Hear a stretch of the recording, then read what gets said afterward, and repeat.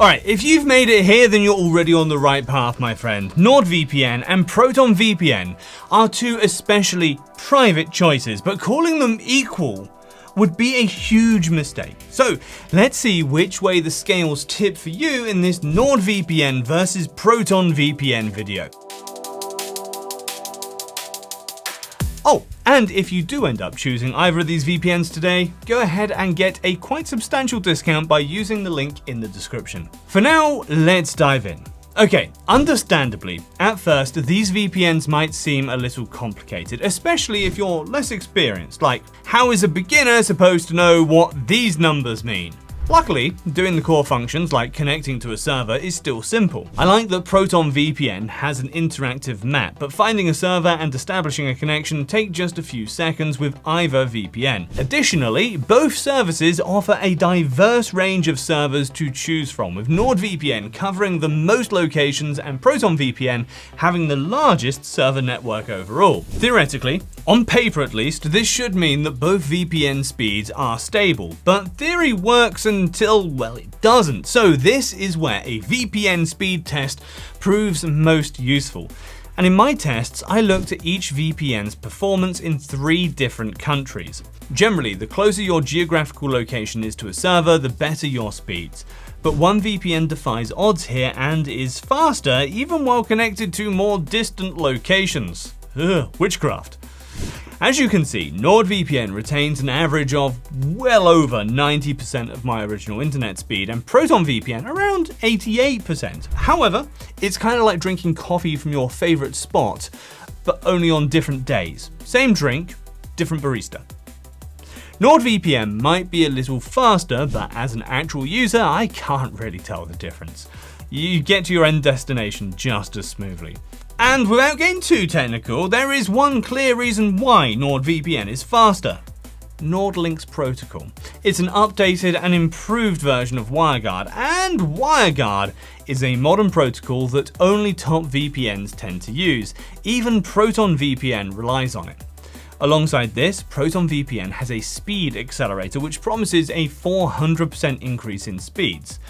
Although don't expect to suddenly whiz off into the sunset, it isn't a magical fix, but it does make Proton VPN nearly as fast as NordVPN. So, all things considered, NordVPN is the clear winner here. So if you want the best speeds possible, just scan this QR code for my discount. Okay, we know that browsing is fast and reliable with both NordVPN and Proton VPN, but what about more resource-intensive activities like streaming?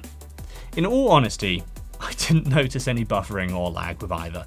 In terms of content variety, there wasn't a huge difference here either. Each VPN can access major foreign libraries. Is the experience perfect? Well, sometimes you might have to switch servers to solve an error, but overall streaming was enjoyable. Although, for torrenting users, this next NordVPN versus Proton VPN difference is a little bit more tangible, like a little bit. Proton VPN offers a more stable and safer torrenting experience because of its port forwarding feature. Now, this isn't just average port forwarding either. It routes the connection through a firewall for beefed up security. On the other hand, NordVPN does have a free SOCKS 5 proxy, but it isn't anywhere near as safe. Basically, if you are looking for a torrenting VPN, Proton VPN is the best VPN service here. So be sure to get a great price by scanning this code. Now, at first glance, hiding your online activity and IP might seem as simple as just tapping a server. However, behind the scenes, there's a hive of activity as well as a few technical details worth knowing about. This is stuff like making sure your IP isn't leaking. I do this on ipleak.net. Just load up the page, and if the IP address is from a different location, boom, bingo, you know the VPN is working properly. In terms of how the VPN stops IP leaks, there are a few moving parts here, but the most important is what's called a kill switch, which both of the VPNs have. If your connection to the VPN suddenly drops, this will work as a safety blanket. Aside from that, what else are these VPNs doing to keep users safe? For starters, both VPNs have privacy-friendly jurisdictions. They both use strong and modern encryption ciphers, and they both have audited no-logs policies, although to be fair, NordVPN is somewhat of an overachiever here. 5 audits. 5! In terms of differences, after all, I mean this is a VPN comparison, NordVPN uses RAM-only servers, meaning all of the data goes poof every time it reboots.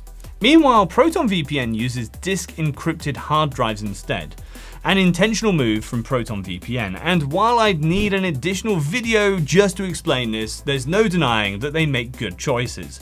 Their open source code is just another example of this. This means it's available for the public to review at any time, and vulnerabilities can be reported and very quickly patched. Alright, there are a couple of features that make these VPNs stand out here. The first is Tor integration. While this enhances anonymity, be prepared for your speeds to take a significant plunge into the deep dark abyss. Both VPNs also have privacy-enhancing servers. For NordVPN, these are called double VPN, and they route the connection through 2 servers instead of 1. Proton VPN's implementation is a little bit more well-rounded, especially considering the servers are fully owned and provisioned by Proton VPN itself. Aside from protecting your privacy, did you know that these VPNs can actually protect you from harm while you browse? They just do it a little bit differently. For starters, Proton VPN's extension is called NetShield. It blocks ads and malicious web pages from loading. You can even customize what it blocks. On the other hand, NordVPN's threat protection is a bit more functional. Not only is it a certified anti-phishing tool, but it can literally scan downloads for malware in real time. Right, I think it's about time we steer this Proton VPN versus NordVPN video to the part that everyone actually cares about, the money. Come on, show me the money. If you're still undecided, you'll be glad to hear that both VPNs are fairly affordable and actually have fairly similar price points, with 10 simultaneous connections. But right now, NordVPN is just a little bit cheaper, especially if you use my link from the description. NordVPN has a few different tiers, one for basic VPN use and others that work as a full cybersecurity bundle so that you can choose whichever plan you'll get the most use out of.